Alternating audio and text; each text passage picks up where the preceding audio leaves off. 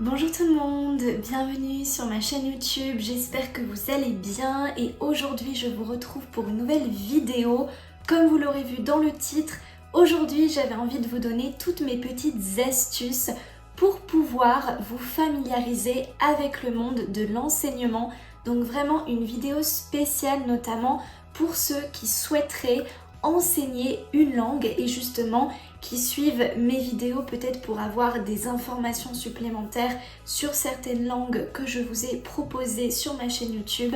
Je me suis dit donc que ça pouvait être une bonne idée de vidéo, notamment pour ceux qui souhaiteraient justement rentrer dans cet univers immense et complexe et en même temps passionnant de l'enseignement.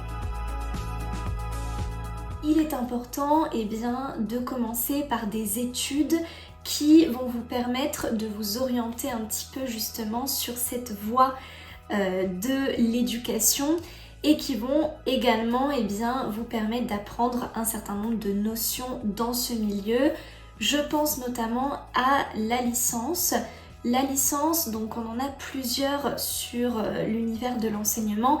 Évidemment, vous avez la licence de sciences de l'éducation qui vient d'être mise en place il y a maintenant quelques années et qui vous permet donc vraiment de rentrer dans le cœur de l'enseignement si vous souhaitez être professeur avec un petit peu une révision de toutes les matières. Vous avez des sciences, mathématiques, physique, chimie, vous avez de la littérature, vous avez des cours d'histoire, vous avez un petit peu de tout.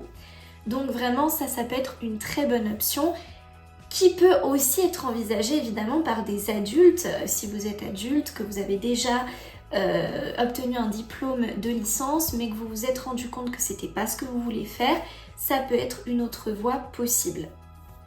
Ensuite, il faut aussi penser que vous avez des licences qui a priori ne semblent pas être dédiées uniquement au milieu de l'enseignement et qui cependant en fait vont quand même vous guider un petit peu vers ce chemin-là. Je pense notamment aux licences LLCER ou LEA. Dans mon cas de figure, donc la licence LLCER, où vous avez beaucoup de littérature, d'histoire, de culture dans une langue que vous aurez choisie. Pour mon cas de figure, donc l'espagnol. Vous avez aussi la licence LEA, là on est plus dans le monde du commerce, si je ne me trompe pas. Et finalement, en fait, notamment arrivé à la 3e et dernière année de licence, on commence vraiment quand même à vous immerger un peu plus dans le monde du travail. Vous avez un stage obligatoire à réaliser, que ce soit dans un collège, école primaire, lycée, dans un établissement scolaire public. Donc on vous invite fortement quand même à finalement à prendre part dans le monde du travail et on vous offre la possibilité de le faire dans le milieu de l'enseignement. Et vous avez aussi des cours de présentation des métiers et si vous savez que vous voulez travailler dans le milieu de l'enseignement, vous avez cette spécialité aussi qui est proposée par les universités. Ensuite, donc avec la licence, évidemment, ensuite vous pouvez poursuivre sur un master. L'avantage du master, c'est qu'à partir du moment où vous avez une licence, vous pouvez en fait facilement rentrer dans un master. Alors évidemment qui reste quand même un peu sur ce que vous avez fait, mais si vous avez eu de bons résultats, il n'y a pas de raison qu'on ne vous accepte pas dans un master et vous avez la possibilité aussi d'entreprendre plusieurs masters si vous êtes motivé et ça vous permet d'apprendre énormément de choses. Personnellement, j'ai commencé le master FLE, donc sur l'éducation, là on est en plein dedans et franchement c'est super intéressant parce que vous avez des cours sur comment évaluer les élèves, comment enseigner l'oral à des étrangers, comment enseigner la phonétique, vous avez aussi des cours sur la culture, vraiment super intéressant.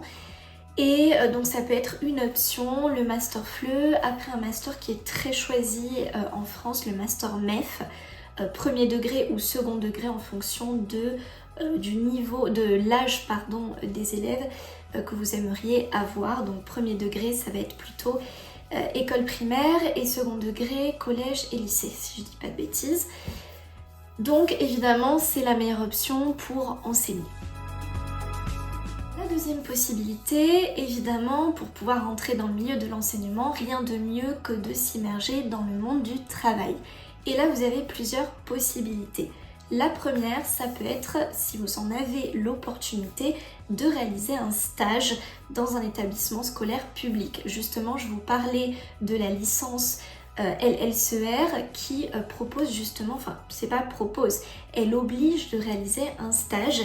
Et comme vous êtes en fait rattaché à votre université, vous pouvez parfaitement aller dans n'importe quel établissement scolaire, vous présenter, dire que vous aimeriez faire un stage et qu'on vous l'impose à l'université. Et là, on va normalement vous accepter sans problème. Mais de manière générale, il est plutôt simple en fait de demander à réaliser un stage, même seulement un stage d'observation. Il ne s'agit pas de travailler, là on ne parle pas vraiment de travailler comme enseignant, mais d'observer, et vous allez apprendre énormément de choses sur comment se comporter avec les élèves, quelles sont en fait les différences que vous allez pouvoir observer d'un niveau à l'autre, d'une classe à l'autre, donc vraiment super intéressant, une expérience très enrichissante. La deuxième possibilité, c'est d'envisager un programme d'assistanat. Personnellement, j'ai pas encore eu l'opportunité de le faire, mais j'aimerais beaucoup en tout cas. Assistanat, donc c'est finalement accompagner un enseignant dans une classe, c'est-à-dire que là par contre, contrairement au stage d'observation, là vous n'êtes pas juste observateur, vous êtes quand même entrepreneur, vous êtes travailleur et vous êtes aussi rémunéré. Donc évidemment, dès qu'il y a rémunération, il y a travail.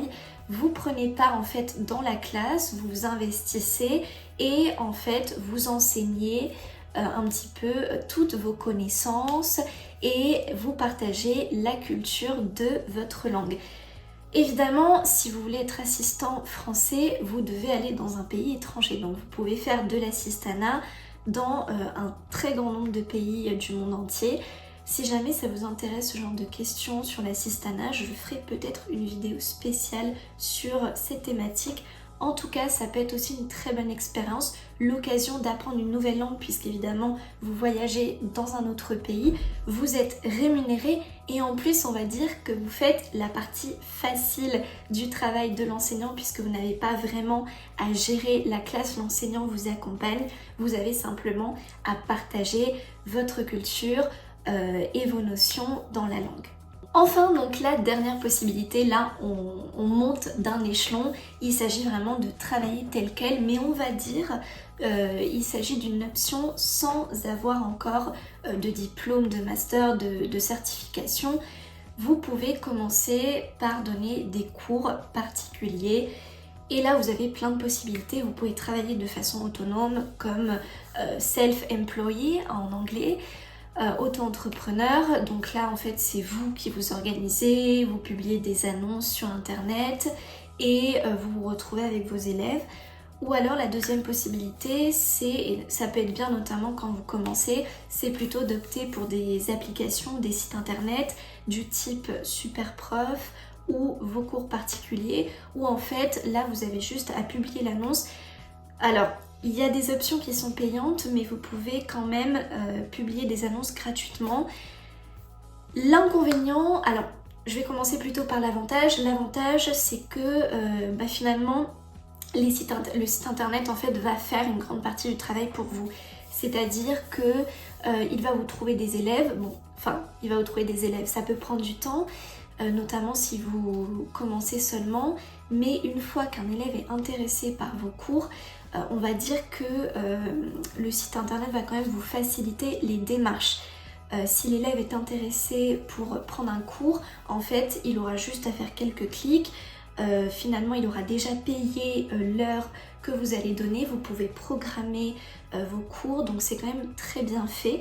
L'inconvénient, c'est que évidemment, tout a un coût et comme le site internet vous a quand même facilité les démarches, vous devez quand même leur donner un petit bénéfice. Par exemple, si vous faites 10 € l'heure d'un cours, le site internet va vous prendre 1 € et en réalité, vous recevrez seulement 9 €.